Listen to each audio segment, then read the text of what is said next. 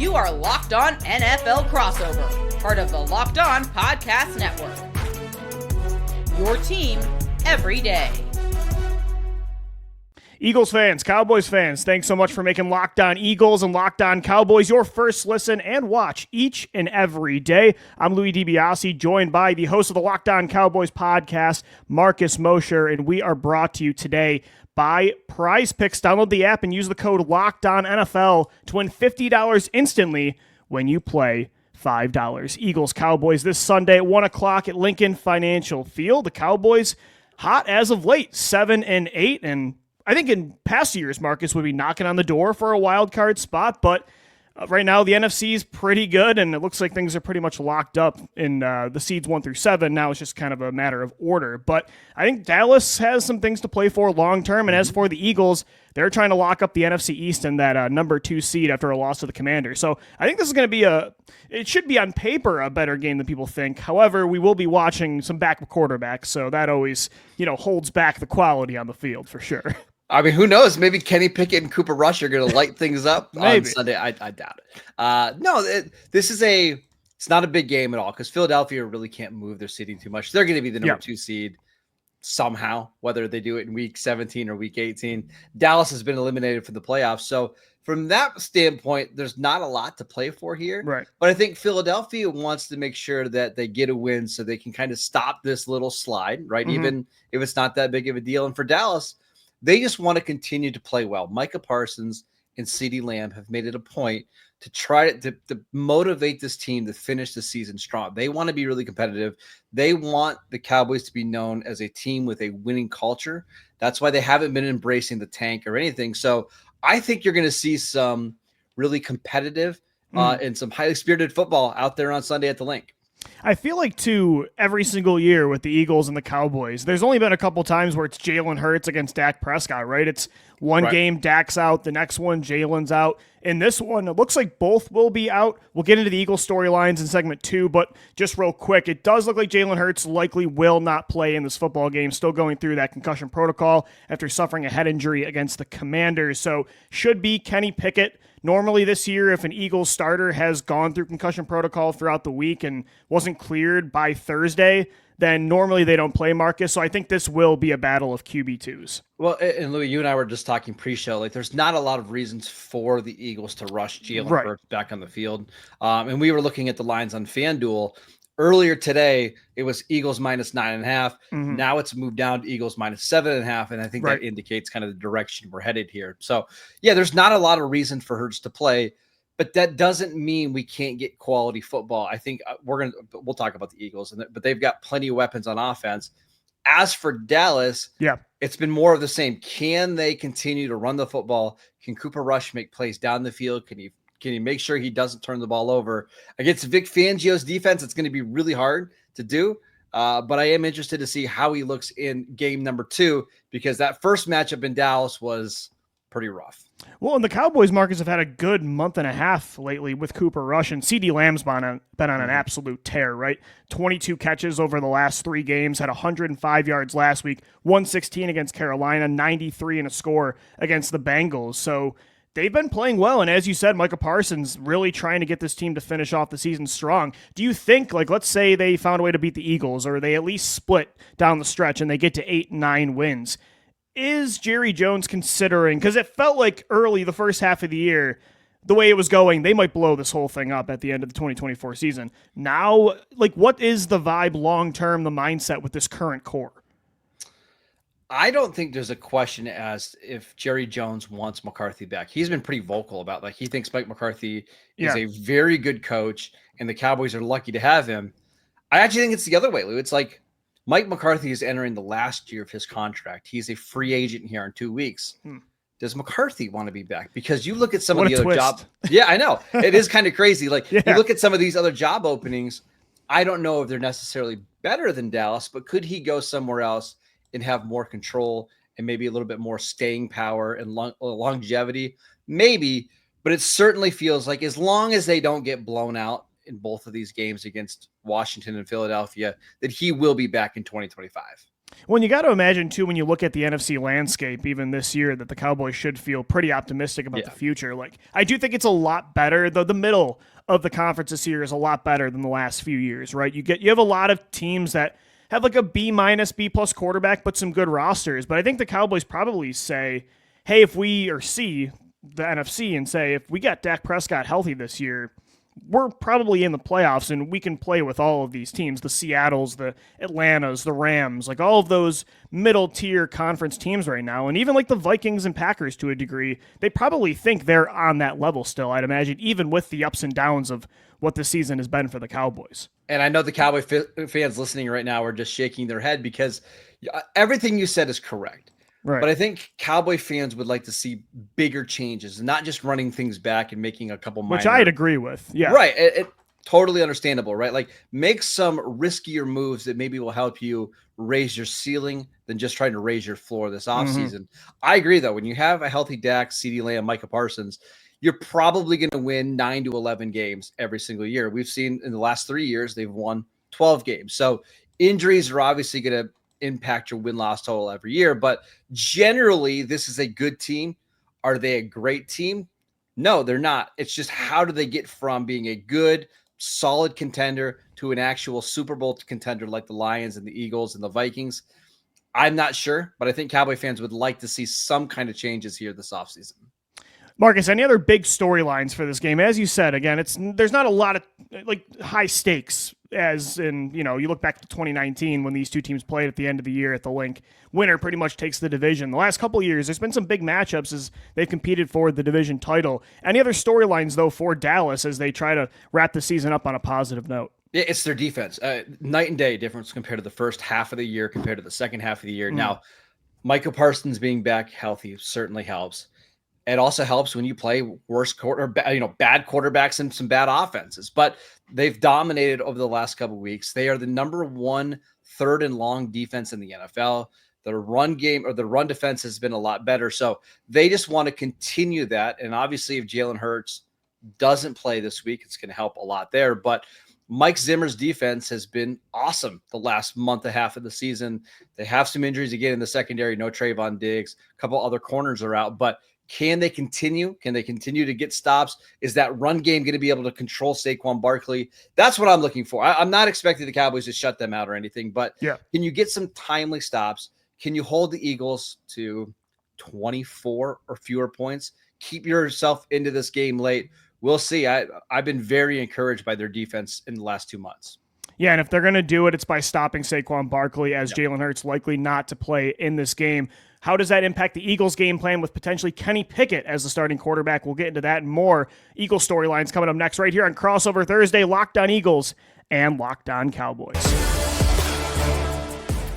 Crossover Thursday right here on the Locked On Eagles and Locked On Cowboys podcast is sponsored by FanDuel. The NFL playoffs, they're almost here, but it's not too late to get in on the regular season action with FanDuel, America's #1 sportsbook. Right now, new customers can finish the season strong with $250 in bonus bets if your first $5 bet wins. FanDuel, they have so many ways for you to get that W. I love betting on the anytime touchdown for Jalen Hurts or Saquon Barkley. It feels like that always hits, or the over on receptions and total yardage for A.J. Brown. There's so many ways to bet at FanDuel, which players will score a touchdown, how many points each team will score, parlays, and more. Just visit FanDuel.com to join today. That's FanDuel.com for your chance at $250 in bonus bets. Make every moment more with FanDuel, an official sportsbook partner of the NFL, and of course, the Locked On Podcast Network.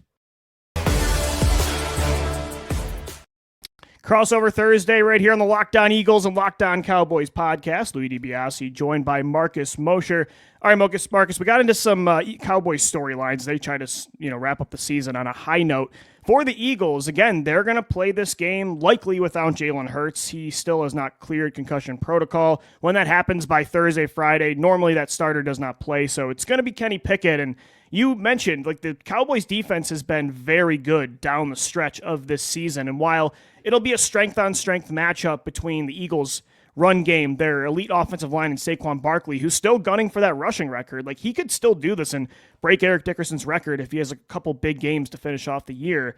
But for the Eagles, it's the big question. Can Kenny Pickett just kind of stay out of the way and not be a reason you lose this football game. Maybe you're not going to win because of Kenny Pickett, but hopefully you don't lose because of him. I think last week, like that turnover, the interception in Eagles territory really flipped that game, and the Commanders took control in the second half, and Dallas has a nose for turnovers on that side of the ball. So that's something I'm watching close is, can Pickett manage the game with this time more of a game plan that's friendly to his skill set? As last week, I don't think Kellen Moore was planning for Jalen Hurts to get hurt in that football game. So that's something I'm really watching is Kenny Pickett controlling the football against a really aggressive Cowboys defense. And we should mention that Kellen Moore, at least historically as an offensive coordinator, has been very good whenever he's had a backup quarterback. The offense generally functions pretty well. The win-loss record is pretty good. He'll usually come up with one or two gadget trick plays to try to spark the offense. So I would have to imagine with a full week to get ready. I know Pickett's been a little bit banged up, but with a full week to get ready for this game, he should be competent. It's just how much do they put on his shoulders? My guess is not very much. I'm guessing that Nick Sirianni and Kellen Moore are going to want to get out of this game as fast as possible. Yeah. So 40 plus carries seems very, very likely. It's interesting to see how they'll game plan for Saquon Barkley on the ground, because last week, one thing the Commanders, even with Saquon Barkley's historic season, defenses have not been able to load the box with 8, 9 plus guys gunning for number 26, because then you have these one-on-one matchups with A.J. Brown, Devontae Smith, when Dallas Goedert's been healthy. But once Jalen Hurts, and of course Jalen's rushing ability, it's always isolating one guy on defense that has to hesitate and watch what number one's doing. With Kenny Pickett, Washington was able to just pin their ears back and go after Saquon. So I really do think Kellen Moore needs to be a lot more creative in the run game this week, Marcus, and it's going to be an interesting chess match for sure. Yeah. I want to talk about Philadelphia's defense because they've been awesome all year long, outside of the Washington game. Yeah. Weird game. Side note, really quickly.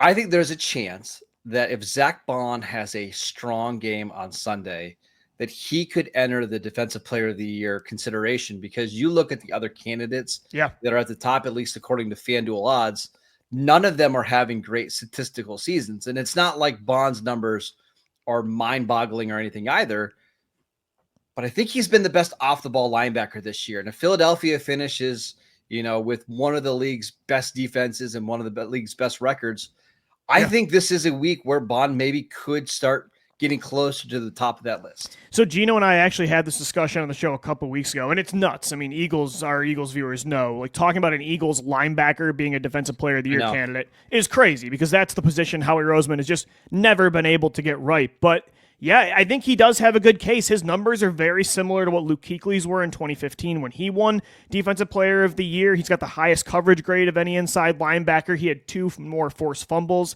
against the Commanders, so he's been getting turnovers, tackles.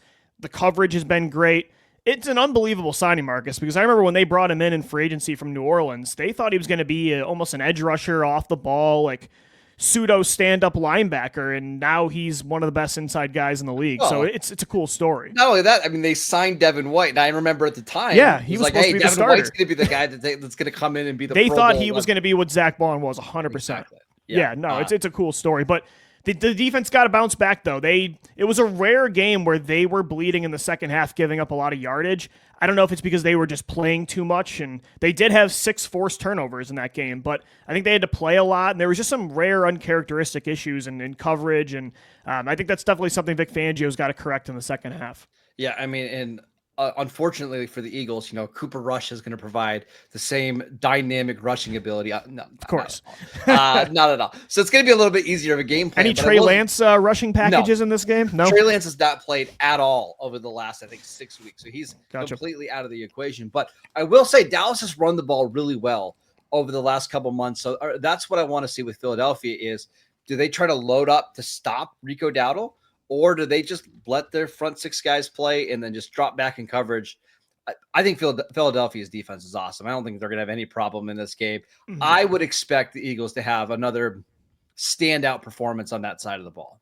I do think I'm watching the health of Jordan Davis, because that's one thing in the second half that really turned things around for the Commanders. They were able to run the football because Jordan Davis got banged up. When you have that giant player on the inside eating up blocks and space, they don't really need to stack the box as much. So Jordan Davis, and he's quiet, right? He only has 1 sack this year. He doesn't put up sexy numbers and big-time highlights, but he's instrumental for what the Eagles are able to do against the run game. So if he's limited in this game, that could really help Dowdle in the Dallas running attack. So that's something else going to be watching closely.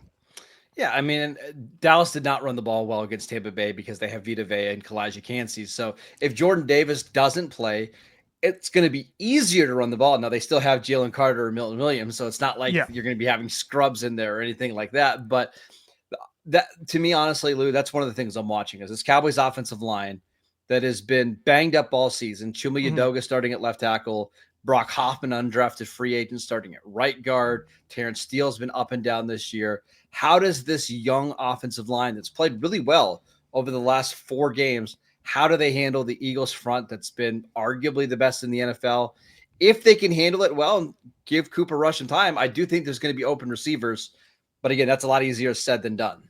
Yeah, and again, this is an important game for the Eagles, I think, in a way. If they win this football game, they lock up the 2 seed. Of course, the 1 seed pretty much out of reach at this point. Not mathematically, but it seems all but over. They can wrap up the NFC East as well. Get this win. You can rest starters against the Giants. They need that because, as I mentioned, Jalen Hurts probably not going to play in this game. You don't want to have to force him out in 2 weeks against New York to wrap up the division. Jordan Davis got banged up last week. Josh Sweat. There were a lot of guys that came out with an injury. So I think getting a win at all, no matter how it looks, this can be a gross one with Kenny Pickett, but I think they got to get this one done for sure. Now, Cowboy fans, take solace in the fact that if Dallas would happen to lose this game, Philadelphia might be able to rest everybody against the Giants next week. Yeah. And maybe the Cowboys and Eagles can kind of join together here with one united goal of making sure the Giants don't get the number 1 pick. That would be unbelievable to watch. They fall to 3 and they don't get either quarterback. I know. It would be unbelievable for the Giants to have this bad of a season and to not end up with one of the top 2 picks. It would be really a joy to watch. Sorry. That would be, for sure. All right, guys. Keys to victory coming up next. Crossover Thursday right here on the Locked On Eagles and Locked On Cowboys podcast. This Crossover Thursday edition of Locked On Eagles and Locked On Cowboys is sponsored by Rocket Money. Did Rocket Money help you find any subscriptions you forgot about or you were paying for twice? That's happened to me a lot over the years. I had a few subscriptions that I didn't even realize I was still paying for. Rocket Money made it so easy to track them all down. It's like having a personal assistant for your finances, signing up for free trials, forgetting to cancel them. Rocket Money's got you covered. They're a personal finance app that helps you find and cancel your unwanted subscriptions, monitors your spending, and helps lower your bills so you can grow your savings. It brings everything together in just one place, whether it's subscriptions, your spending habits, or even the goals you want to hit this year. Rocket Money has over 5 million users and has saved a total of $500 million in canceled subscriptions, saving members up to $740 a year when using all of the app's premium features. Cancel your unwanted subscriptions and reach your financial goals faster with Rocket Money. Go to rocketmoney.com/lockedon today. That's rocketmoney.com/lockedon. rocketmoney.com/lockedon. All right, we are wrapping up Crossover Thursday right here on the Locked On Eagles and Locked On Cowboys podcast, getting into keys to victory. Marcus, if there were 3 things that you said, this is why the Dallas Cowboys won on Sunday in Philadelphia, what would be those reasons? First of all, they got to take care of the ball. They can't afford to have 6 turnovers and win the game. They're just not that type of offense. It's not going to happen 2 weeks in a row. So we've seen the Cowboys do a better job over the last couple of weeks, and that's why they've been competitive. So if Cooper Rush and the offense can hold onto the football, even if you're just kicking field goals, you're going to have a chance to stay in this one. Protect the football. On defense, you have to find ways to get Philadelphia to 3rd and long, because I doubt very much that Kenny Pickett against Mike Zimmer's ridiculous blitz packages is going to be able to bail them out of situations. The last thing you want are 3rd and 1s, 3rd and 2s, where they can just hand the ball off to Saquon Barkley. So Get into 3rd and manageable on defense, and I think they're going to have a good chance to survive. And number 3, your stars have to play like stars. Micah Parsons and CeeDee Lamb have been awesome in the last month. Micah has been the best edge rusher since coming back. CeeDee Lamb's continue to put up big numbers. If your star players can play like stars, maybe you'll have a chance to stay in this game and pull off another upset victory. It's going to be tough. It's going to be an uphill challenge for the Cowboys, but they've done it against some better teams over the last couple of weeks. We'll see if they can do it in this one. Yeah, I think that's a main reason, or a number one key victory for the Eagles as well, that I'm looking at. A reason that the Cowboys could win this game is if Kenny Pickett turns the ball over. Do not turn the football over, especially in your own end, and make it third down and manageable, because like you said, Mike Zimmer, he brings the heat. Kenny Pickett last week did not handle the blitz all that well when the Commanders were giving him those aggressive looks. So that's definitely something I'm looking at. And when it comes to the Eagles defense, I think they got to stop the run game. I mean, CeeDee Lamb, obviously that's a player that's one of the best in the league at wide receiver. Of course, stopping him, he's been on a roll these last 3 games, on an absolute tear statistically. But they have to make sure, like the same thing with Kenny Pickett, they can get Cooper Rush into second, third, and long situations, make him throw the football, so then the Eagles pass rush can pin their ears back and just go attack. Bryce Huff's going to be likely playing in this game too, so they'll add another pass rusher into that 4-man edge rotation. So those are a couple of my key victories. And then, of course, be creative in finding ways to get Saquon Barkley the football, because he's going to have to be the one that carries you, I think, on the offensive side of the football. Yeah, I mean, this feels like one of those games where the Eagles are like, hey, Saquon, you're getting 25, 27 touches. Win this game and you'll have week 18 off. And maybe he'll want to play against the Giants to set the record. Saquon doesn't strike me as the kind of guy that cares that much about it. I think he would rather have the week off going into the postseason. Although setting the record against the Giants would be incredible, let me tell you. Like no, but you're right. You're right. Schedule makers might have known that he was going to have a good year. I wouldn't be surprised if they're asking Saquon Barkley to go out and win this game for them. I think he could have a really good game. Although Dallas has done a good job, at least historically, of slowing down Saquon Barkley. Then again, he's only played with this Philadelphia offensive line once against them. So I would expect this to be a massive Saquon game. So FanDuel right now, Marcus, as you said, the line has switched over to what, 7.5? It looks like 7.5. Yep. What do you like in that? Are you picking the Cowboys to cover there?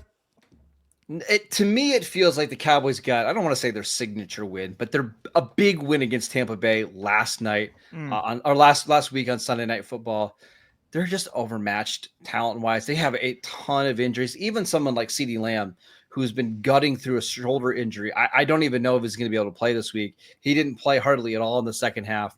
I got to imagine that the Eagles, coming off a loss, are going to want to take care of business. Yeah. I would take the Eagles, but I'm looking at that point total of 40. I wouldn't be surprised if it goes under. This very much, Louis, feels to me like a 23-13 type of game.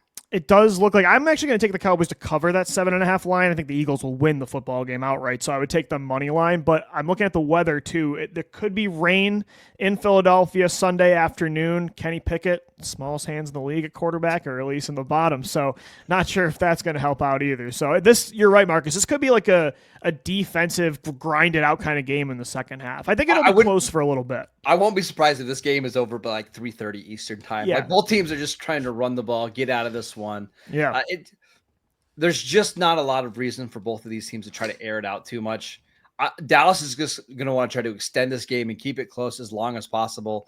And I think Nick Sirianni and Kellen Moore are going to do everything in their power to make sure that Kenny Pickett isn't exposed to some of the blitz packages in this one.